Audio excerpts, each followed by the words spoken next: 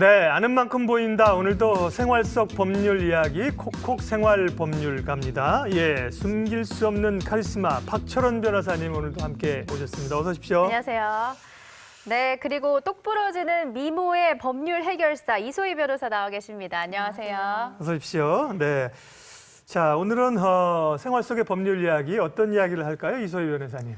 네, 요새 미투 운동을 계기로 이 성폭력에 대한 경각심이 커졌는데요. 네.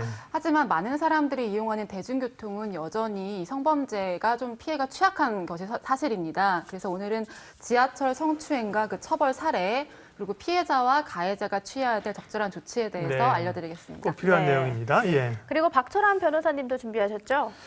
예, 여성분들이 심야에 타기 꺼려하는 대중교통이 아마 택시가 아닐까 합니다. 네. 아마 폐쇄된 공간에서 일어날 수 있는 성범죄 때문일 것 같은데요. 택시 성추행 사례에서부터 처벌 규정, 집에 안전하게 돌아갈 수 있는 성추행 예방법에 대해서 오늘 알려드리도록 하겠습니다. 네. 대중교통을 시민의 발이라고 하잖아요. 그만큼 이제 할 수 없이 타야 되는 것인데 특별히 이제 대중교통에서의 어떤 불미스러운 일, 여성들이 굉장히 그런 일을 좀 많이 겪으셔서 더 어려워하시잖아요. 네, 예. 그렇죠. 그 한 결혼정보회사에서 설문조사를 했는데요. 미혼 여성 10명 중에 9명이 이 대중교통 수단 등에서 성폭력 피해를 입었다라고 응답을 했다고 네. 합니다.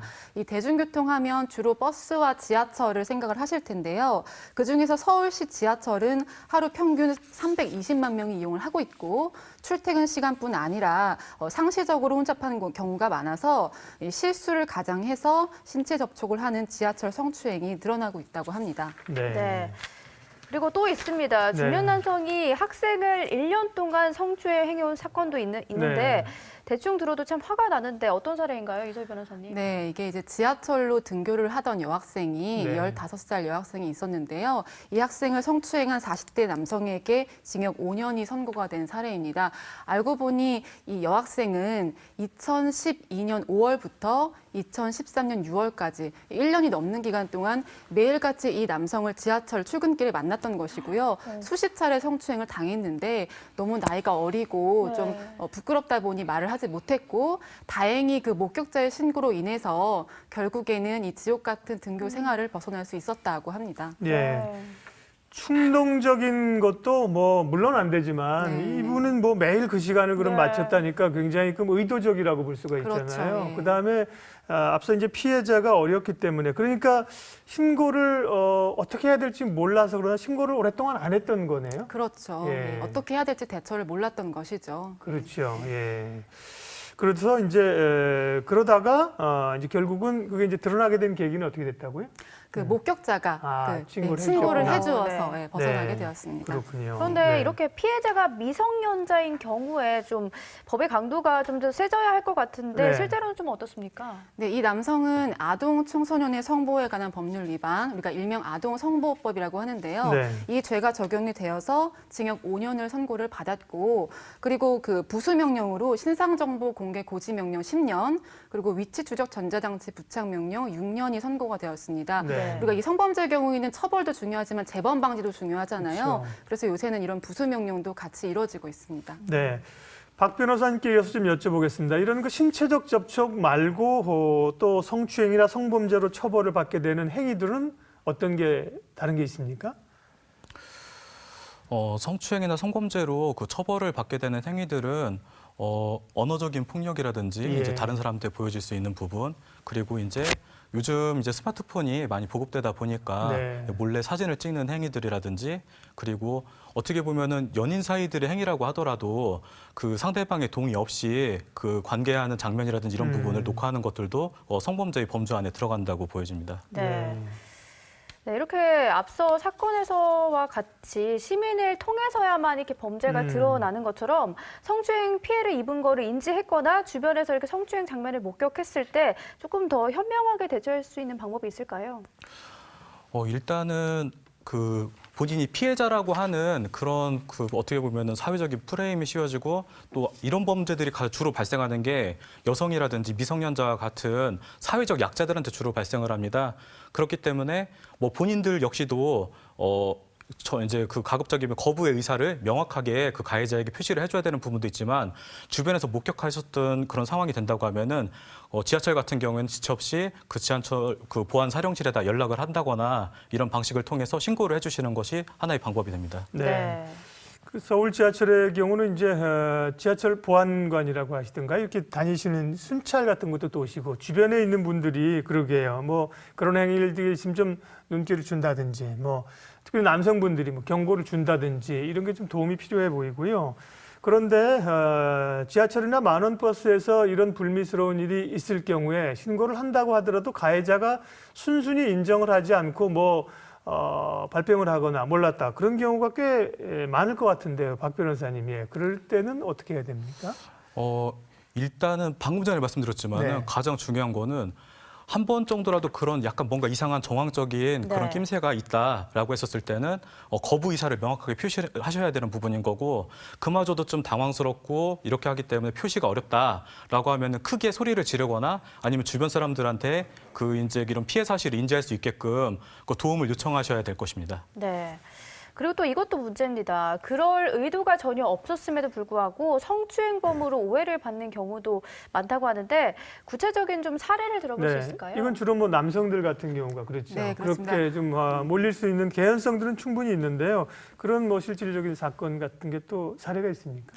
간혹 잘못 그 기소가 돼서 네. 억울하신 분들이 없지는 않은데요.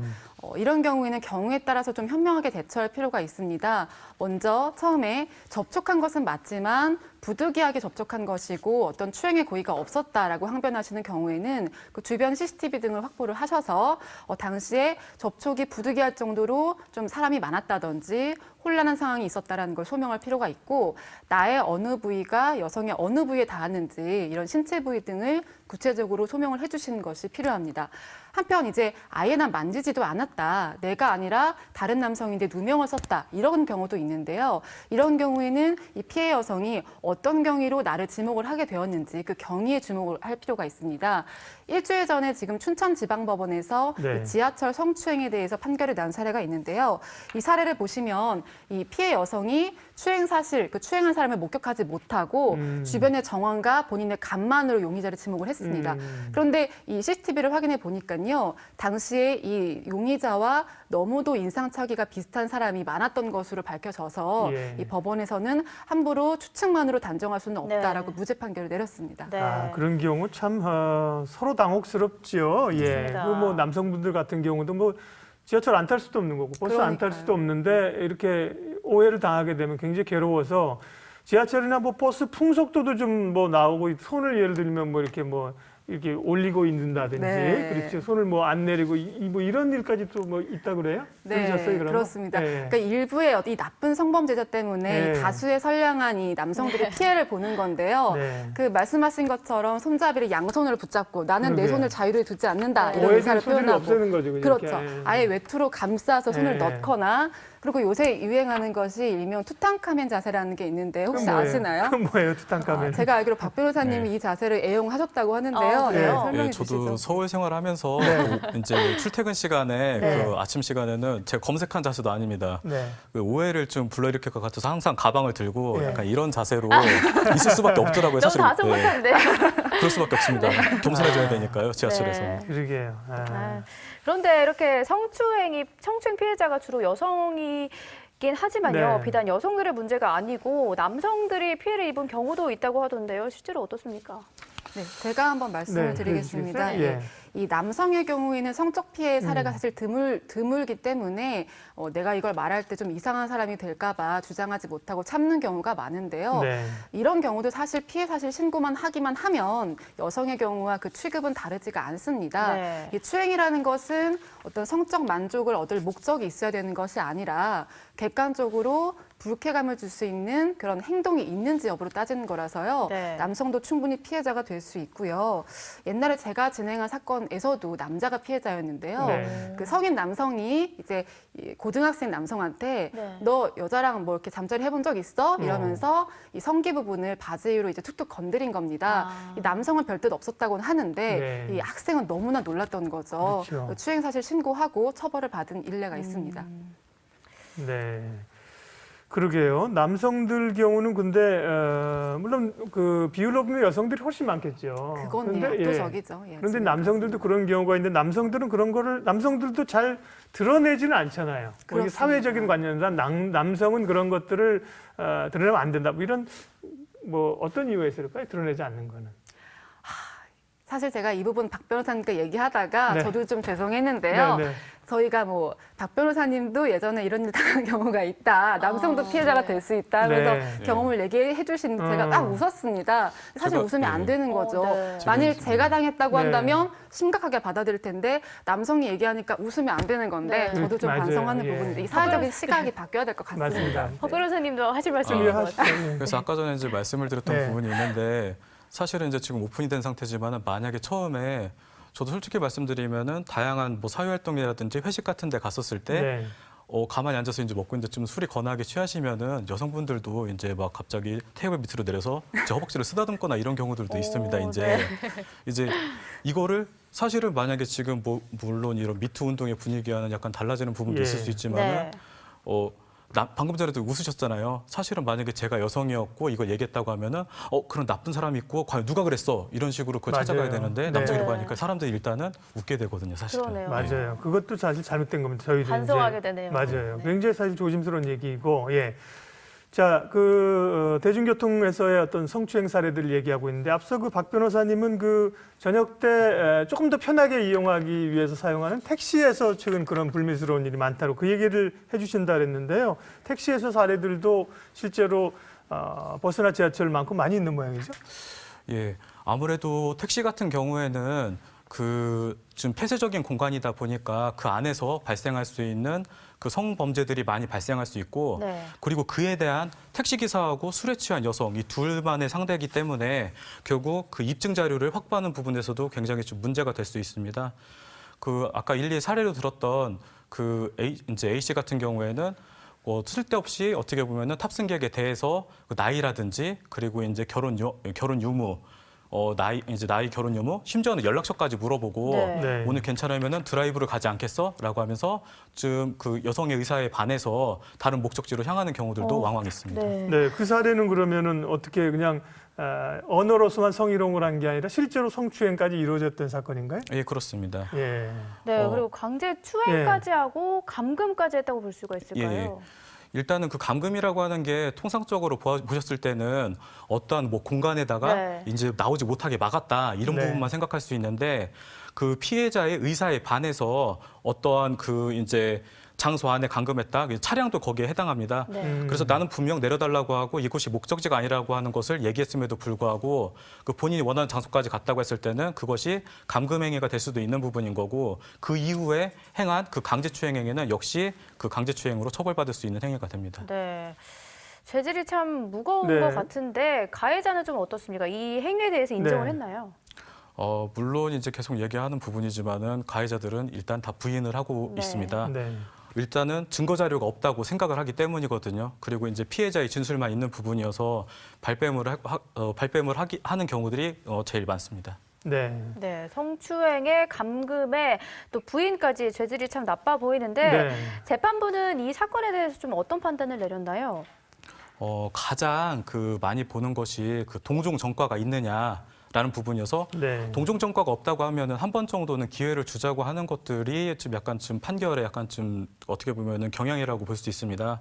하지만은 술에 취한 여성을 심야 시간에 다른 장소로 이제 끌고 가거나 그 장소에서 또 강제추행 행위를 했다는 점 이런 부분들이 이제 문제가 돼서 징역 8월과 그리고 이제 성폭력 치료 이수 프로그램 80시간을 수강하도록 이렇게 명령이 나왔습니다. 네. 네.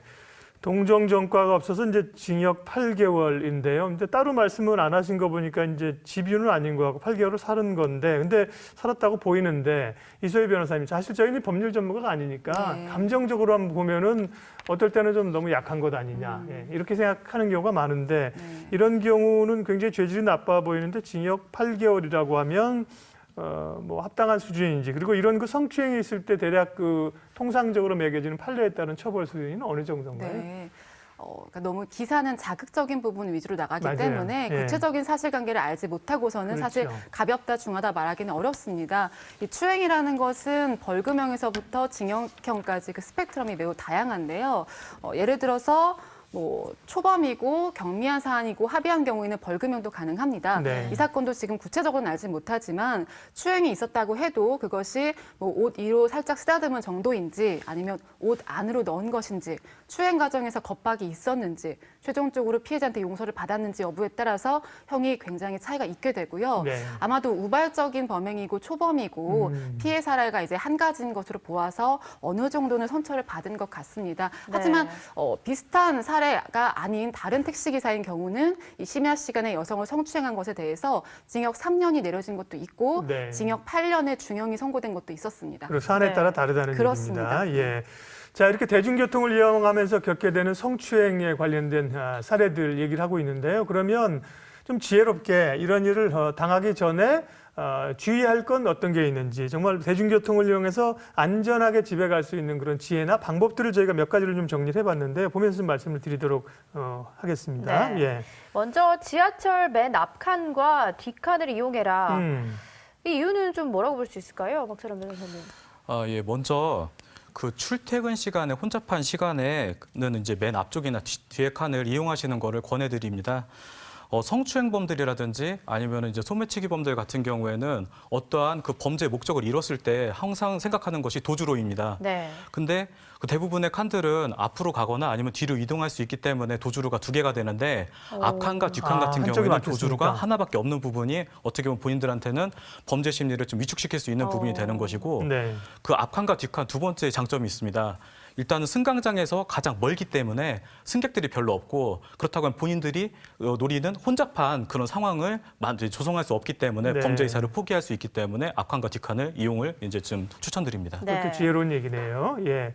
그리고 이제 대중교통 안전하게 이용하는 방법 두 번째를 보면요.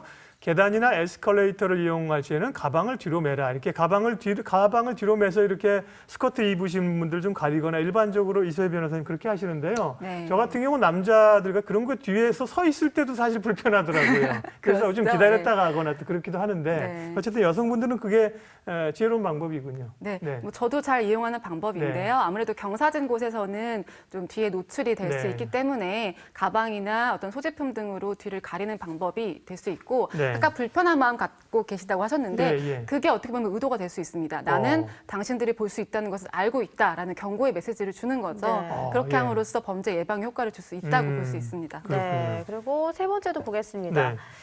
택시 안 추행 시에 녹음기를 켜라. 아무래도 나중에 증거가 될 수 있기 때문에 그렇다고 볼 수 있겠죠? 예, 그렇습니다. 대부분의 성추행 같은 경우에는 피해자의 진술에 의해서 조사가 좌우되는 경향이 있는데 그에 따른 입증 자료가 있다고 하면 이런 진술에 보다 객관성이 가미되면서 그 수사기관에게 신빙성이 있는 진술이라고 판단을 할 수 있는 여지를 줄 수 있기 때문에 이런 그 녹음이라든지 행위를 통한 증거 자료의 확보가 무엇보다도 필요합니다. 네, 요즘 뭐 녹음기가 없어도 스마트폰에 녹음 기능이 다 있으니까요. 그럼요. 그런 걸 활용하시면 좋겠고요. 마지막 보겠습니다. 안전하게 대중교통을 이용하는 방법. 몸을 45도로 유지하고 의심되는 사람을 경계하라 이렇게 돼 있는데 이수희 변호사님, 네, 경계는 좋은데 몸을 45도로 유지하라는 거는 저는 요것만 보고는 이해가 잘 안 되던데. 네, 저도요. 너무 네. 각도가 조금 네. 45도라는 게 의문이 갈 수 있는데요. 네. 그러니까 우리가 완전히 이렇게 뒤를 돌아서서 가게 되면 이 뒤가 완전히 무방비 상태가 되지 않습니까? 네. 이런 경우는 내가 어떤 불쾌감을 느꼈을 때 바로 보기 어려울 수가 있습니다. 그래서 약간 어깨를 여시라는 겁니다. 아, 옆으로 이렇게 살짝 돌아서라는 거군요. 그렇습니다. 저는 약간 45도 이렇게 굽히라는 건지 알지 이게 이해가 아니라 방향을 옆으로 이렇게 좀 그렇습니다. 틀어라. 10도든 20도든 네. 살짝 어깨를 열어서 뒤쪽 시야를 확보하는 것도 한 가지 방법이 될 수 있겠습니다. 네. 그렇군요. 예, 우리가 참 이렇게까지 해야 되는 그 상황이 참 슬프기도 한데요. 네. 참 현실이고요. 자, 오늘 대중교통에서 성추행이나 이런 문제들 그리고 피할 수 있는 방법을 말씀드렸는데, 예, 마지막으로 뭐 이런 사례를 안 당하고 혹은 뭐 다 의심 사례가 있을 경우는 어떻게 지혜롭게 대처하는지 마무리 좀 하도록 하겠습니다. 박 변호사님. 예. 먼저 성추행은 언제 어디서나 발생할 수 있는 그 부분이기 때문에 뭔가 조금이라도 이상한 부분이 있다고 하면은 그 가해자 부분한테 이제 그 단호하게 거부 의사를 표현을 해주셔야 되고, 그리고 아까 말씀드렸던 것처럼 큰 소리를 질러서 이목을 끄는 방법으로 추행범의 추행 의사를 단념하고 도망갈 수 있게끔 하는 것이 중요하다고 생각됩니다. 네. 예, 이소희 변호사님도 마무리 좀 해주십시오. 네. 여러분은 잘못이 없습니다. 혼자서 끙끙 앓지 마시고요. 네. 특히 이 성범죄 피해자는 이제 나라에서 무료로 변호사도 지원을 해주니까요. 수사 과정이나 재판 과정에서 변호사의 도움도 꼭 받으시길 바랍니다. 네. 네. 실생활에 도움이 되는 법률 이야기, 오늘은 대중교통을 이용하면서 겪게 될 어려움들에 대해서 살펴봤습니다. 네, 법률 멘토 박철환, 이소희 변호사와 함께했습니다. 오늘 말씀 고맙습니다. 수고하셨습니다.